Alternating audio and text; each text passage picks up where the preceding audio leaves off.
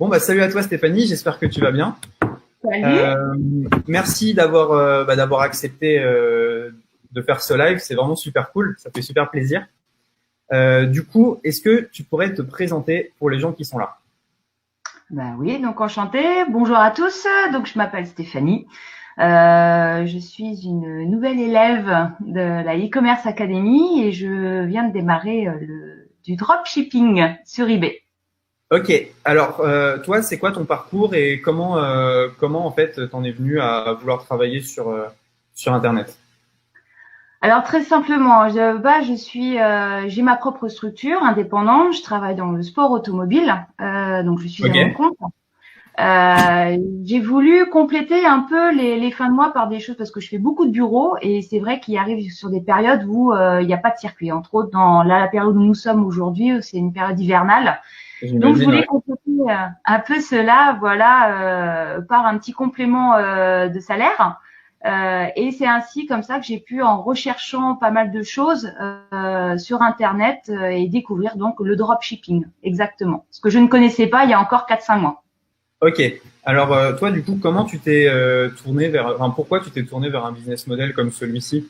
En fait, en gros, comment est-ce que tu en es arrivé à te dire je veux un complément de salaire ou je veux gagner plus d'argent? Parce que c'est une question qui est assez vaste et du coup, on ne sait pas trop vers où se tourner quand on se pose cette question. Toi, qu'est-ce qui Bah, a fait un déclic en gros? Enfin, quel a été ton déclic? En fait, c'est simple. Au tout début, ça a démarré, on regarde tous YouTube. D'accord? Ok, Donc, on regarde YouTube et on voit plein de chaînes. On voit des chaînes de coaching, on voit plein de passages. Des gens qui font également des sites web où ils vendent les mêmes produits qu'on peut trouver à droite ou à gauche, etc. Il faut savoir que l'intelligence artificielle dans les commerces, en fait, c'est la consommation du futur. Donc, ça veut dire que tout se trouve dans le web, ce qu'on utilise aujourd'hui nos outils, que ce soit le téléphone ou le portable. Et je me suis dit, il y a tellement de choses sur le web que l'on peut trouver que je vois pas pourquoi moi je ne pourrais pas également le faire en proposant d'autres articles, des choses que je ne trouve pas ou que moi-même, des fois je cherche mais que je ne trouve pas. Je vais le proposer moi-même. Donc en gros, je suis partie dans cette démarche-là où j'ai regardé un peu tout ce qui pouvait se faire ok, sur le web en termes de dropshipping, de coaching, parce que on voit absolument de tout. bien sûr. Mais toutes les demandes, en fait, par rapport à ça, en fait, demandent des frais de mise en place et il n'y a aucune aide ni formation pour nous lancer, ce qui était un peu compliqué. Ok, Et en ça marche. fait, Ok, c'est cool, c'est super. Et tu disais, toi, ton but à la base, c'était complément de salaire. C'était pas forcément quitter ton travail. C'était complément de salaire et trouver quelque chose à côté qui te génère de l'argent, tout simplement. en effet, au début, j'étais partie dans cette optique-là, mais comment je vois comment l'évolution que ça peut faire, du moins au fur et à mesure des mois et de ce que l'on peut entendre et de ce que via les salles de coaching, on en parlera tout à l'heure, ça peut devenir, je dirais, une activité principale, je pense. Ouais, bien Vraiment. sûr. Bien sûr, non, c'est clair que, bah, en fait, c'est marrant parce que tous les gens sur Internet, ils commencent comme ça, ils se disent, oh, je vais commencer un petit peu, puis en fait, quand on peut se rendre compte petit à petit que bah, ça peut remplacer son salaire à terme, quoi. Donc, c'est assez sympa. Du coup, est-ce que tu pourrais nous expliquer ton business model? Qu'est-ce que c'est le dropshipping avec eBay et pourquoi eBay d'ailleurs? Alors, j'ai choisi eBay tout simplement parce que il y a déjà une clientèle. C'est beaucoup plus simple que de créer un site web vierge. Ok, Comme j'expliquais, on trouve sur le web plein de manières de faire du dropshipping. Donc, il y a des formules où on nous dit, oui, venez, on va vous créer un site internet qui est déjà tout fait. Vous avez juste à nous payer une location. Donc, c'est ce que j'ai dit tout à l'heure. Ça demande des frais de mise en place. Mais derrière, il y a rien. bien sûr. Et en plus, il faut les chercher, les clients. Donc, non seulement il faut créer le site, remplir le site, et en plus faire la communication du site pour que les gens puissent venir dessus. L'avantage avec eBay, c'est qu'il y a déjà des personnes qui sont sur eBay, donc on les a déjà touchées, et en plus c'est mondial. On quitte, c'est pas que la France, c'est l'Europe, ça peut être mondial. Donc moi tout simplement, c'est très simple. Enfin, il n'y a pas à chercher midi à 14 heures, quoi. Le Ouais. support est là, quoi. Ok, c'est Voilà. intéressant. Et ouais, et du coup, en fait, ce qui est marrant, c'est que vous êtes pas mal à vous être lancé sur eBay. Moi, j'ai des amis qui le font beaucoup. Et en fait, moi, je me disais, mais plus personne va sur eBay. Et quand j'ai regardé les audiences sur eBay, mais en fait, il y a encore énormément de passionnés qui vont sur eBay. très souvent et le trafic, il est juste monstrueux. Donc, c'est normal que des gens finissent par acheter tes produits si tu as des annonces. En fait, c'est logique, entre guillemets. Donc, c'est vrai bon. qu'il y a deux catégories, en fait. Aujourd'hui, il y avait eBay où on connaît ça il y a 10-15 ans. Moi, je pensais que c'était que des enchères, que des choses comme ça. J'avais pas vraiment vu au goût du jour. Après, il y a eu pas mal d'achats sur Amazon. Dans le côté occasion, il y avait Le Bon Coin aussi. Mais c'est vrai que eBay, malgré tout, l'avantage qu'il y a avec ce type de support, c'est que c'est super sécurisant. Je trouve déjà, c'est PayPal. Généralement, les annonces, il y a vraiment un contact derrière. Quand on écrit un message, on a un retour. Amazon, déjà, c'est carte bancaire. Donc, l'achat est rapide, en effet. Mais si on veut revenir en arrière, c'est foutu. Et puis, je trouve qu'en contact, il y a pas grand monde derrière. Il y a Amazon, en effet. Mais voilà, ça reste de fournisseur en fournisseur. Il n'y a pas, je trouve, c'est une sécurité. Pour moi, je vois comme ça que je vois eBay. Je comprends. Et les gens le ressentent comme ça aussi. C'est pour ça qu'ils passent plus à l'action sur ce type de plateforme. Et d'ailleurs, c'est pour ça que quand tu es sur Amazon, tu as moins de difficultés à vendre que sur ton propre site. Enfin, ça dépend si tu es une marque ou pas. Mais les gens font confiance à Amazon, alors que Amazon, c'est plein de petits vendeurs. Mais les gens se disent, voilà, j'achète à Amazon, j'achète à eBay. Et donc, pour les gens, c'est sécurisant. Et puis, ils savent aussi qu'il y a un cadre légal et juridique. Enfin, s'ils reçoivent pas leurs produits, ils peuvent se plaindre à Amazon et ils seront remboursés. Donc, c'est vrai que c'est pas mal de ce côté-là. Du coup, est-ce que tu pourrais nous dire combien ça te coûte, toi, de faire du dropshipping sur eBay? Les frais d'une boutique, c'est combien à peu près? Les frais d'une boutique, c'est-à-dire, en fait, c'est combien si je vends un produit, combien au final ça me revient, ou je gagne? Non, plutôt, est-ce que tu payes une somme à eBay tous les mois pour mettre tes produits en vitrine? Oui, j'ai d'ailleurs reçu ma petite facture là de eBay, mais qui a rien à voir exorbitant par rapport à ce que j'ai gagné. Oui, il y a des petites. eBay prend en fait des frais de fonctionnement. Je sais plus, je crois que c'est environ 14%, je crois, de chaque vente. Donc, si on vend un produit à entre 4 et 5 euros, on fait vite le calcul, hein, de toute façon. Mais par rapport à ce que l'on peut gagner à côté, ça se voit presque pas, quoi. Ok, top. Et moi, j'avais une question. Est-ce que c'est compliqué? Est-ce que, entre guillemets, c'est abordable pour tout le monde ou il faut avoir vraiment des grosses compétences pour se lancer en dropshipping avec eBay? Pour se lancer en dropshipping avec eBay, alors je dirais que non. Non, oui et non. En fait, c'est simple. Il faut être avant tout pour moi indépendant, être motivé. Ah, excusez-moi. C'est une vraie sonnerie de quelqu'un qui travaille dans l'automobile. C'est mon téléphone qui sonne. Donc oui, je disais en fait, pour moi, c'est pas possible. Pour faire du dropshipping, avant tout, pour moi, il faut être donc indépendant, motivé, être volontaire, savoir prendre des décisions, ne pas réfléchir pendant une journée, 24 heures, je vais prendre, je prends pas, et surtout être organisé et consciencieux. Il faut travailler et mettre à exécution toutes les directives que vont donner les coachs en fait, et apporter un support directif des coachs. Ils nous apportent en fait toute la formation qu'on va recevoir en fait derrière va nous apporter plein d'outils, mais c'est clair qu'il faut travailler derrière. Je crois qu'il y a un bruit derrière. C'est le répondeur. Je suis désolée. Okay, pas de souci. On va attendre que ça termine un petit peu. Ça travaille encore à ce temps-là. Ok, pas de souci. Ok, cool. Est-ce que tu pourrais nous dire combien de temps tu as mis pour faire ta première vente sur eBay? J'ai dû mettre même pas 3-4 jours. Dans le sens où en fait au début j'ai démarré sur eBay, j'ai pas fait de dropshipping, j'ai fait de la vente domestique. Donc pour démarrer mon compte qui était tout neuf, j'ai lancé des vêtements à moi que j'avais et ils sont partis au bout de 2 jours. Ok. Pas mal. Vous m'entendez mal, hein, c'est le répondeur. Le monsieur il parle longtemps. C'est le répondeur, je suis désolée. Ça marche. Si tu veux, on peut attendre que ça passe juste une petite minute. Et, Voilà, c'est très gentil. Voilà. Il n'y a pas de souci. Ok, donc tu as mis 3-4 jours pour faire ta première vente. Donc c'est assez motivant, j'imagine. Oui, Oui, oui, oui, complètement. Sachant que c'est des choses que j'avais mis pour info avant sur le Bon Coin, hein, qui sont pas parties. T'avais mis avant sur le bon coin. Ok, Ouais. en termes de rédaction, une annonce, ça te prend combien de temps à rédiger sur eBay à peu près? 10 minutes. Combien t'as dit? 10 10 minutes? minutes. 10 10 minutes, minutes. ok. Ok, top. Et du coup, bah, je voulais te poser la question pourquoi le dropshipping eBay, mais je pense que bah, tu as répondu. Par rapport au dropshipping classique, c'est que t'as pas besoin de créer de boutique. Et donc, bah, pour toi, c'était plus, comment dire, plus agréable et peut-être plus facile à mettre en place que du dropshipping Shopify.